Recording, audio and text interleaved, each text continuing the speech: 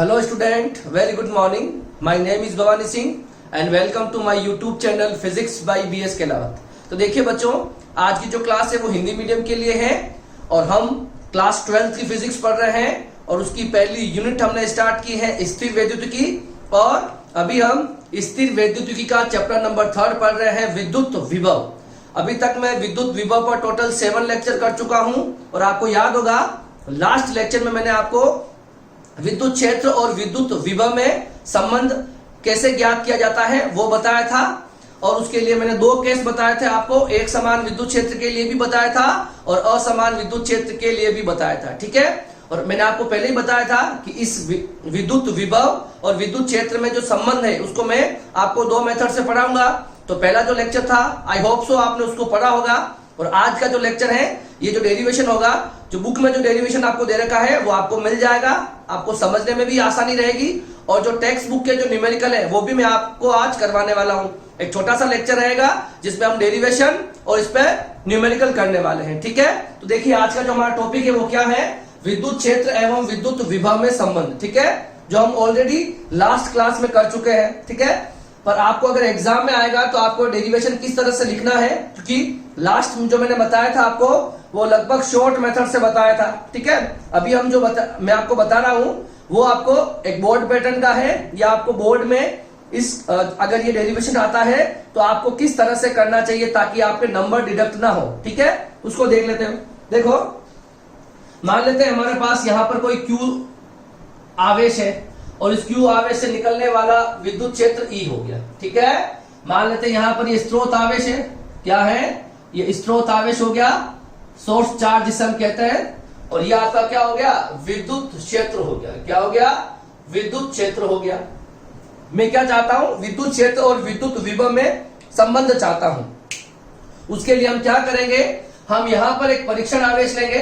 Suppose यहां पर हम परीक्षण आवेश लेंगे और इस परीक्षण आवेश को मैं अल्प विस्थापन दूंगा, है ना। यहां पर ये दिखने में ये दूरी थोड़ी बड़ी दिख रही है, मगर ये विस्थापन जो होगा ये एक अल्प विस्थापन होगा और अल्प विस्थापन में किया गया कार्य में dw ज्ञात करना चाहता हूं। ठीक है, अब देखो मैंने आपको एक लाइन बताई थी कि विद्युत क्षेत्र की दिशा में, विद्युत क्षेत्र की दिशा में विभव के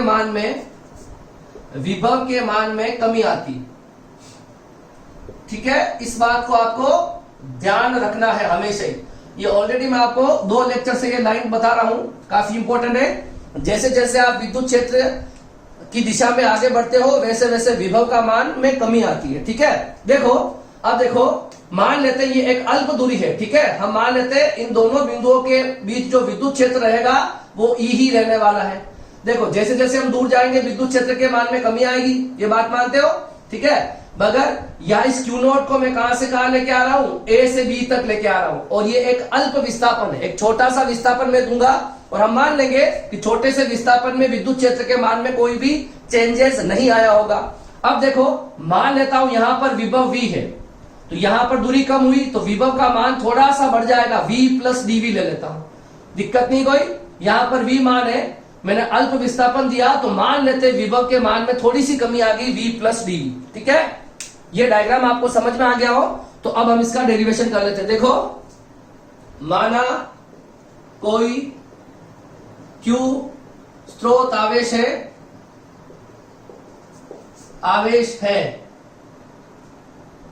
जिससे उत्पन्न विद्युत क्षेत्र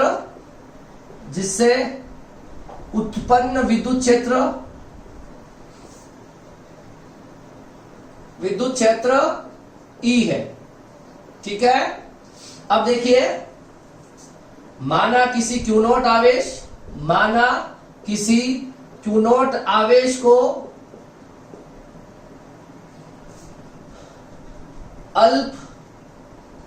अल्प विस्थापन dr देने में किया गया कार्य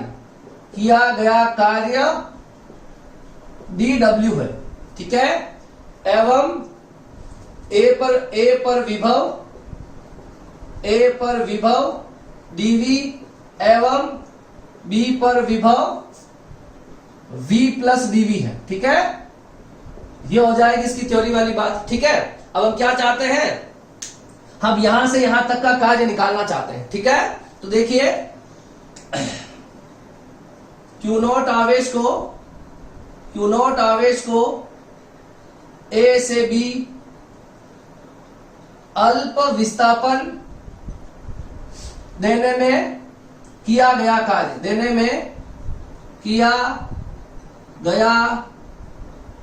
कार्य।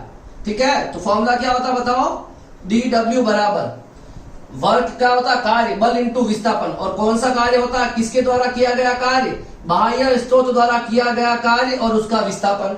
और आपको ध्यान में होना चाहिए कि ये जो F एक्सटर्नल जो होता है, बाह्य स्रोत द्वारा किया गया कार्य, ये Q नॉट E होता है। कितना होता है, बहुत लेक्चर में मैं इसको समझा चुका हूं। ठीक है, मतलब हम जो कार्य करते हैं ना, ये विद्युत क्षेत्र द्वारा किया गया कार्य नहीं होगा, विद्युत बल द्वारा किया गया कार्य नहीं होगा। ये कार्य कौन सा होगा, यहाँ पर जो dw है ये कौन सा कार्य है, बाह्य स्रोत द्वारा किया गया कार्य। ठीक है, इस बात को ध्यान में रखना है आपको। ठीक है, इसकी वैल्यू ये होती है, इस वैल्यू को हम यहां रख देते हैं। ठीक है, तो देखो dw equal to F external की वैल्यू कितनी हो जाएगी बताओ, minus Q naught E dot dr। ठीक है, तो मेरे पास कार्य का एक तो ये फॉर्मूला मिल गया, इसको मैं यहां रख लेता हूं, इक्वेशन नंबर फर्स्ट। क्लियर है। अब देखिए हम यहां पर ये भी ले सकते हैं कि E एवं dr जो है वो क्या है, समांतर है, या लिख सकते हैं एक ही दिशा में है। ठीक है, हम मानेंगे देखो यहां पर ये जो dr जो विस्थापन है, dr और E विद्युत क्षेत्र जो है उसकी दिशा सेम है ना, तो देखिए यहां पर क्या आ जाएगा, dw equal to minus Q E dr cos 0। ठीक है, cos 0 की वैल्यू 1 हो जाएगी, तो यहां बच जाएगा मेरे पास Q नॉट dr। ठीक है, ऐसा लिख सकते हो आप इसको। ठीक है, अब देखिए आगे क्या हो रहा है, अब हम क्या करेंगे, एक कार्य और निकाल लेते हैं ना, विभवांतर की परिभाषा से, ठीक है, विभवांतर की परिभाषा से मैं क्या निकालना चाहता हूं, कार्य निकालना चाहता हूं। ठीक है, अब देखिए किया गया कार्य हो गया dw। ठीक है, चलो विभवांतर कितना मान ले, अंतिम विभव VB, प्रारंभिक विभव VA, आवेश को कहां से कहां तक लेके आए, A से B तक, और किसको लेके आए, Q नॉट को।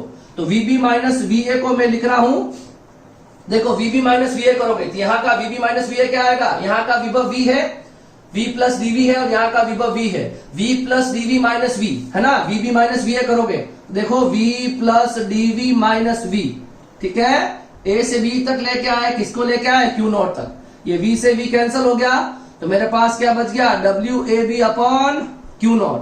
तो यहां से आपका WAB कितना आया, कार्य जो आया है that is dV into Q not, ये मेरे पास किया गया कार्य आ गया। ठीक है, तो आपने देखो यहां पर भी आपने कार्य निकाला और यहां पर भी कार्य निकाला है, तो समीकरण 1 और 2 को बराबर रख दो, है ना, समीकरण 1 बराबर समीकरण 2। समीकरण 1 क्या कह रहा है, Q नॉट E dr, और ये कितना आ गया, dV into Q not, Q not से Q नॉट कैंसिल हो गया, या E dr इक्वल टू क्या बच गया, dV। तो यहां पर E कितना बच गया बताओ, माइनस dV अपॉन dr। ये ही फॉर्मूला है, यही हम ज्ञात करना चाहते थे, है ना, विद्युत विभव और विद्युत क्षेत्र में रिलेशन। ठीक है, तो ये इसको कहते हैं विभव प्रवणता। क्या कहते हैं, विभव प्रवणता। ठीक है, ये आपका विद्युत क्षेत्र हो गया। ठीक है, और ये आपका विद्युत विभव हो गया। ठीक है, विद्युत विभव। ठीक है, विद्युत विभव में परिवर्तन कह सकते हो आप इसको। ठीक है, हम जो चाहते थे वो हमको मिल गया। यहां पर माइनस क्या बता रहा है, माइनस क्या बता रहा है, E की दिशा में V के मान में कमी आती है, V के मान में कमी आती है। क्लियर है, यही आज का हमारा डेरिवेशन था। क्लियर है, E equal to minus dV upon dr हमको प्रूव करना था, जो हम कर चुके हैं। अगर एग्जाम में विभव प्रवणता के लिए अगर डेरिवेशन पूछा जाएगा तो आपको इस मेथड से करना है। ठीक है, ये बहुत इजी मेथड है जो मैंने आपको बता दिया, कुछ नहीं करना है। एक बार A से B तक लाने का कार्य निकाल लो बल इंटू विस्थापन से, और एक बार विभवांतर का फॉर्मूला लगा लो। ठीक है, और ये ध्यान रखना है कि ए से बी तक एक अल्प विस्थापन है, और अल्प विस्थापन में हम मान रहे हैं कि विद्युत क्षेत्र का मान नहीं चेंज हुआ होगा, तो यहाँ पर हमने बल को भी क्या मान लिया है, एक समान मान लिया है बल, क्योंकि अल्प विस्थापन में बल के मान में ज्यादा कोई चेंज नहीं आया होगा। ठीक है, तो ये हमारे पास हो जाएगा, इसमें रिलेशन हो जाएगा। ठीक है, इसको आप कॉपी कर लो। इसके आगे कंटिन्यू में थोड़ी सी और कुछ बताना है, वो हम देख लेते हैं। ठीक है, इसको आपने कॉपी कर लिया तो मैं इसको रब करने वाला हूं। ठीक है, अब देखो कर दूं रब मैं इसको। ओके, अब देखो हमारे पास विभव प्रवणता के लिए फॉर्मूला हमको मिल चुका है। ठीक है, क्या आया हमारे पास, विभव प्रवणता के लिए फॉर्मूला मेरे को मिल गया है, E equal to minus dV upon dr। ठीक है, अब देखो मैं मान रहा हूं कि R जो है, यहां पर जो R है ना, dr जो है वो क्या है, x के समांतर है। क्या है, x के समांतर है। तो क्या आ जाएगा बताओ, यहां पर आ जाएगा Ex बराबर माइनस dV अपॉन dx। कोई दिक्कत नहीं इसमें। अगर मान लेता हूं R जो है वो x के समांतर है ना, तो यहां पर क्या लिखा जा सकता है, E को Ex लिखा जा सकता है, और R किसमें हो गया, dx में हो गया।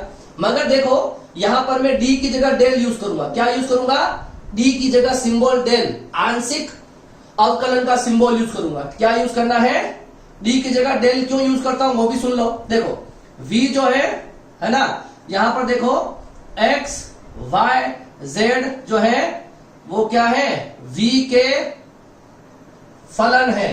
ठीक है, यहां पर जो x y और z तीनों क्या होते हैं, v के फलन है। मगर हमने क्या माना है, x के सापेक्ष अवकलन कर, यहां पर x के सापेक्ष अवकलन हमने किया है, और y और z को क्या माना है, नियत माना है। इसको बोलते हैं हम आंशिक, क्या बोलते हैं, तो इसको देखो क्या लिखा है, समीकरण नंबर 1 2 3 लिख देते हैं इसको।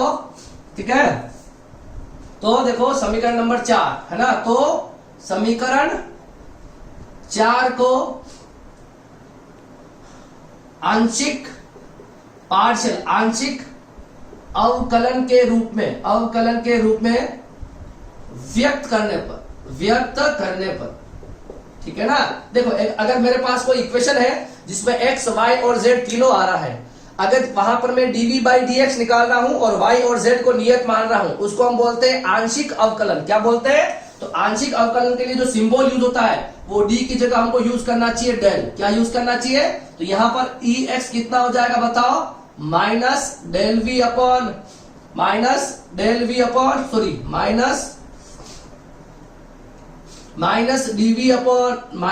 We upon del X. ठीक है, इसी तरह से है ना, लिख सकते हो आप इसी तरह से। तो ये आपके ई वाई भी हो सकता है, E Y equal to minus del V upon del Y, और क्या हो जाएगा, E Z equal to minus del V upon del Z. ठीक है, तो ये हमारे पास ई एक्स, ई वाई और ई जेड मिल गए। ठीक है, अब देखो इसको आप डेल के रूप में भी व्यक्त कर सकते हो। कैसे करते हो, देखो थोड़ा सा आगे और है। ठीक है, कंप्लीट बात हो जाएगी इससे। देखो ये आपका विभव प्रवणता का फॉर्मूला है, एक्स और वाई और जेड में इस तरह से है ना। इसका हमने क्या कर दिया है, अगर हम आंशिक अवकलन कर दिया है, हमने क्या कर दिया है, आंशिक अवकलन। अब मुझे बताओ नेट जो ई होगा, ई क्या होगा, e x i cap, e y j cap और ई जेड के केप। आपको पता है, आपके पास ई एक्स ई वाई और ई जेड के मान पता है, तो minus DV upon d x i cap minus DV upon d y j cap minus DV upon d z k cap. यहां पर डी यूज नहीं करते, डेल यूज करते हैं, ये आंशिक अवकलन का सिंबल होता है। ठीक है, अब यहां पर मैं क्या कर रहा हूं, माइनस कॉमन ले रहा हूं, d by d x i cap, d by d y j cap, d by d z k cap, और यहां पर वी को मैंने बाहर निकाल लिया। अब ये जो दिख रहा है आपको है ना, ये जो इसको हम क्या लिखते हैं, तो इसको हम लिखते हैं डेल से। किससे लिखते हैं, इसको हम लिखते हैं ऐसे।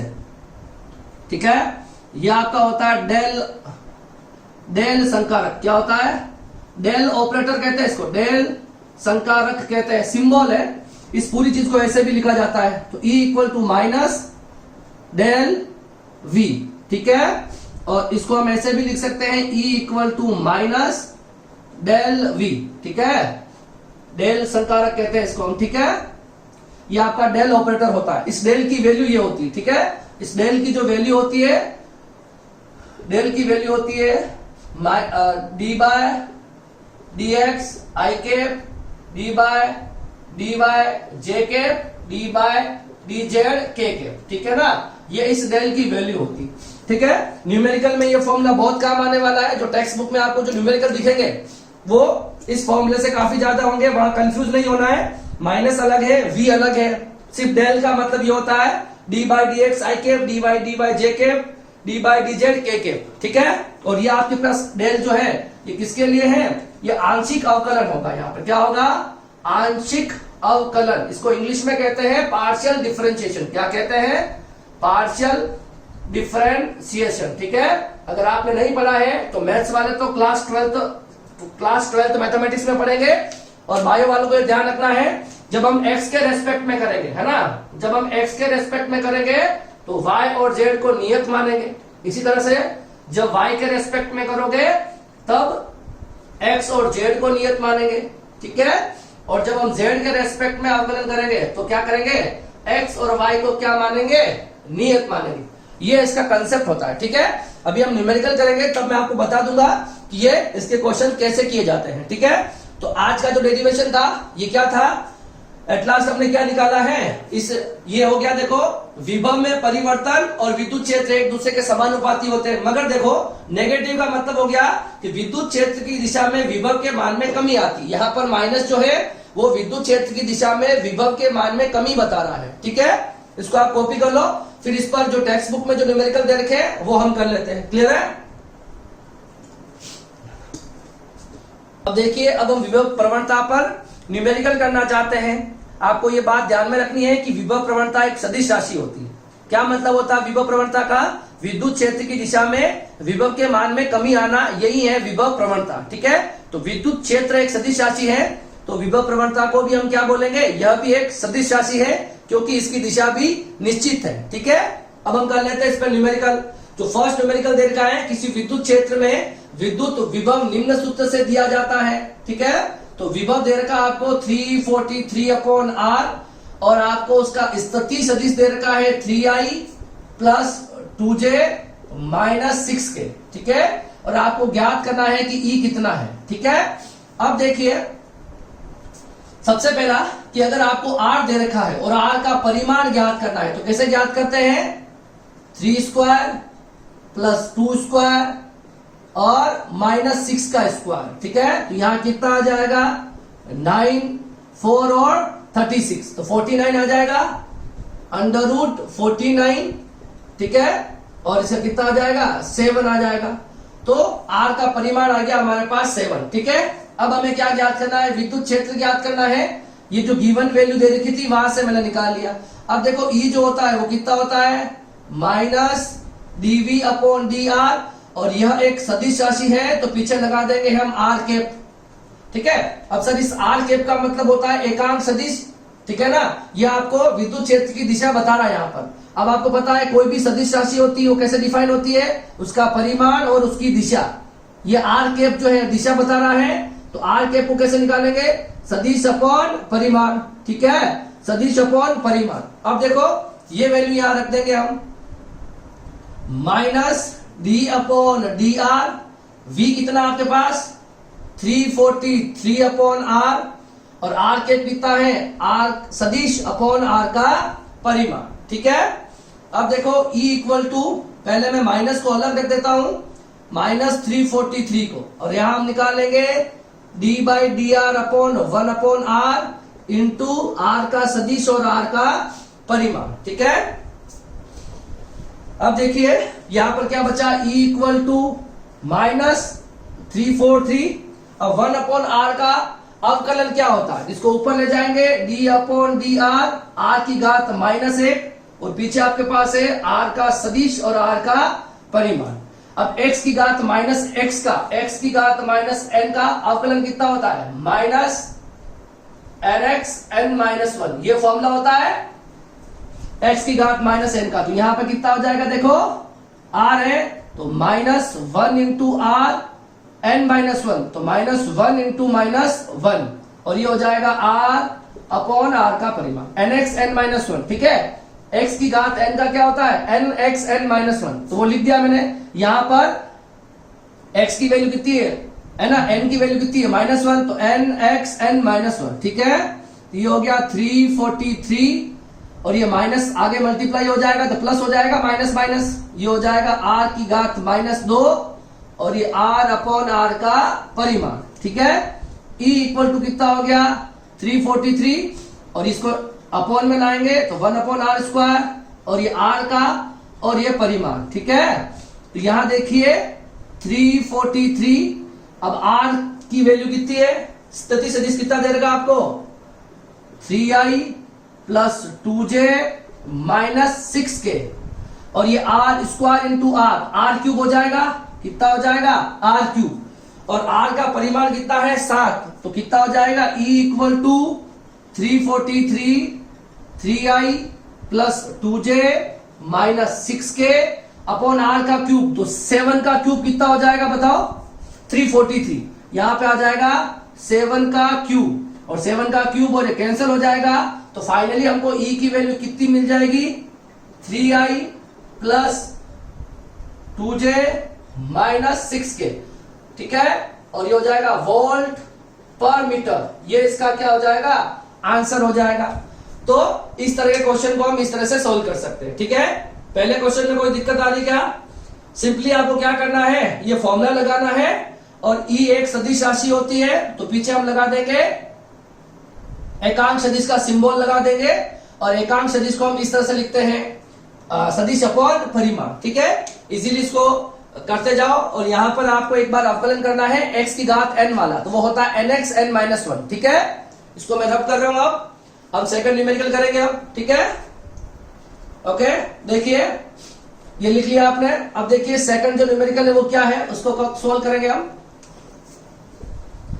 न्यूमेरिकल क्या दे रखा है उसको पढ़ लो। विद्युत क्षेत्र में विद्युत विभव को v equal to X Y Z तीनों कोऑर्डिनेट्स में है, that is 6x minus 8xy minus 8y plus 6yz से निरूपित है, जहां v वोल्ट में है, xyz मीटर्स में है। आपको 1 1 1 इन निर्देशांकों पर विद्युत क्षेत्र का परिमाण ज्ञात करना है। ठीक है, तो देखिए आपको v दे रखा है, गिवन है। ठीक है, सॉल्यूशन में देखो v आपको गिवन है xyz तीनों के अंदर कितना है 6x minus 8xy minus 8y plus 6yz। Clear है, और आपको इन तीनों पे अब हमको पता है कि E बराबर क्या होता है बताओ माइनस डेल V होता है। ओके, E बराबर माइनस डेल V होता है, तो डेल का सिंबल क्या होता है, V से मल्टीप्लाई कर दो अंदर, तो dV upon dx i cap, del V upon del y j cap, del V upon del z k cap. ये फॉर्मूला आ गया है। अब आपको पता है कि अगर आपको E निकालना है तो आपको dV by dx, dV by dy और dV बाई dz निकालना होगा, और आपको V ये दे रखा है। ठीक है, V आपको गिवन है, तो सबसे पहले हम क्या निकाल लेते हैं del V upon del x, तो del upon del x V की वैल्यू कितनी है 6x 8xy 8y plus 6yz। Clear है, देखो ये हम कर रहे हैं आंशिक अवकलन, क्या कर रहे हैं आंशिक अवकलन कर रहे हैं, अवकलन। ठीक है, जब हम x के सापेक्ष करेंगे, ठीक है, तो yz को क्या मानना होगा, yz को हम नियत मान के चलेंगे। ठीक है, तो देखो del v upon del x d by D X of x कितना होता है, देखो 6 को बाहर निकाल लो, ये बचेगा, इसमें इसको y इसके लिए x के रेस्पेक्ट में करें तो y कांस्टेंट हो जाएगा, तो माइनस 8y बाहर आ जाएगा d बाई डी एक्स। इसी तरह से देखो ये पूरी की हम x के रेस्पेक्ट में कर रहे हैं तो y कांस्टेंट हो जाएगा ना, तो 8y d by D X of 1 बचेगा। इसी तरह से यहां देखो d by D X of ये पूरा कांस्टेंट ही है। ठीक है, 6yz d by D X of 1 हो जाएगा। क्लियर है ना, x के रेस्पेक्ट में कर रहे हो तो y और z को कांस्टेंट लेके चलना है। ठीक है, तो del v upon del x ये बच गया आपके पास 6 इंटू 1, ये 8, ये भी बच गया 1, ये 1 का 1 एक नियत राशि है तो इसका भी हो जाएगा 0 और उसका भी हो जाएगा 0, तो तो dv अपॉन डेल x कितना आ गया 6 माइनस 8y। क्लियर है? अब आपको तीनों निकालने हैं, ये आपने निकाल लिया है पहला। दूसरा निकालेंगे हम dv बाय dy। क्या निकालेंगे? dv by dy। तो d upon dy of 6x minus 8xy minus 8y plus 6yz। तो y के रेस्पेक्ट में करोगे तो 6x कांस्टेंट है, ठीक है, इसको मैं डायरेक्टली लिख दूं चलेगा। d by D X of 6x कितना हो जाएगा? dv अपॉन dy करोगे तो ये आ जाएगा 0, क्योंकि दोनों कांस्टेंट है y के लिए। यहां पर क्या बचेगा? Minus 8x। कितना बचेगा? माइनस 8x और y का हो जाएगा 1। इस तरह से माइनस 8y का हो जाएगा माइनस 8 और 6yz के लिए हो जाएगा प्लस 6z। समझ में आ रहा ना? अभी जो बताया उसी तरह से करना है। d by D X of 6x करोगे तो कांस्टेंट है y के लिए 0, इसमें 8x बाहर निकाल लो, d by D Y of y 1 हो जाएगा, तो यहाँ 8x बच जाएगा। और 8 को बाहर निकाल लो तो d by D Y of y हो जाएगा 1, तो 8 बच जाएगा। इसी तरह से यहाँ पर 6z को बाहर निकाल दो, dy अपॉन dy जो होगा वो कितना हो जाएगा? dv अपॉन dy कितना आ गया? Minus 8x minus 8 plus 6z। ठीक है, ये हो गया हमारे पास दूसरा। एक फाइनल और निकालना है dv बाई dz। क्या निकालना है? dv by dz। इक्वेशन रख दो आप, क्या है हमारे पास? 6x 8xy 8y plus 6yz। तो dv अपॉन dz कितना हो जाएगा? देखो ये कांस्टेंट 0, z के रेस्पेक्ट में ये भी कांस्टेंट 0, ये कांस्टेंट ये भी 0, पूरे पूरे कांस्टेंट, इनमें कहीं z नहीं आ रहा है, इसमें z आ रहा है। तो 6y को निकाल लोगे बाहर और d by dz of z होगा 1। तो dv बाय dz कितना आ गया? और हमारे पास आ गया 6y। ये तीनों निकल गया। तो हम क्या करेंगे? इस इक्वेशन नंबर फर्स्ट में रख देंगे। ठीक है, dv बाई dx हमारे पास आ गया है, dv बाई dy आ गया, dv बाई dz आ गया है, इसे हम इक्वेशन नंबर फर्स्ट में रख देंगे। ठीक है, ये आप कॉपी कर लो, मैं इसको रब करने वाला हूं यहाँ पर। ठीक है, तीनों की वैल्यू निकाल के रखनी है। अब तो सिंपल है ना, देखो हमारे पास क्या क्या वैल्यूज आई है, देखो यहाँ रख देते हैं हम इक्वेशन नंबर फर्स्ट में। ठीक है, तो इसमें वैल्यू रखेंगे तो e बराबर क्या आ जाएगा? माइनस dv बाई dx कितना आया? 6 minus 8y I cap, dv by dy कितना आया बताओ?